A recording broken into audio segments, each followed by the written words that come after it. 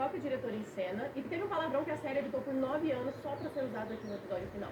Esses são os fatos e curiosidades da quinta temporada de Stranger Things, episódio 8. O episódio final ele tem mais de 2 horas de duração e ele precisava ser o mais real possível. O abismo ele não foi criado só no computador. A produção se baseou num desfiladeiro real que existe no Novo México. Eles escanearam a área, depois reproduziram ela numa pedreira em Atlanta, onde era gravada a série. Aquela cena em que a Nancy atravessa a pele do abismo, ela não foi fake. Eles realmente fizeram uma membrana de silicone para que ela pudesse rasgar com força e não precisasse atuar nessa parte. O Mind Flyer desse episódio ele foi o maior feito em toda a série. Ele foi criado pela Weta, o mesmo estúdio que criou Will criança no primeiro episódio. Eles levaram um iPad com realidade aumentada pro set de filmagem para que os atores soubessem exatamente o tamanho e onde esse monstro estaria.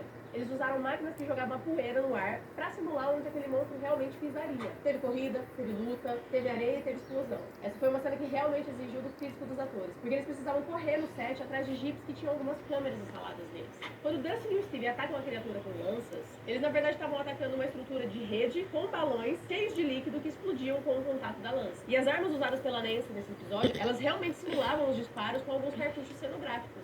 O Covil do Vecna foi um cenário que levou mais de 5 meses para ser produzido e ele possuía mais de 6 metros de altura. Tudo isso para suportar a maior cena de cabos que a gente tem nessa série. A Millie e o Jamie ficavam pendurados por cabos de aço e o Harness durante toda a gravação dessa cena. O maior desafio nem foi esse. Foi ter que filmar a cena da batalha inteira fingindo que o chão estava em movimento. Afinal, eles estavam dentro do Mind Flyer naquele momento e o Mind Flyer ele estava em movimento. Teve até um take em que a Millie se joga contra uma coluna. E esse take foi tão real que o próprio diretor parou a cena para perguntar se ela estava bem. Em algumas cenas mais perigosas, a produção criou bonecos idênticos às crianças.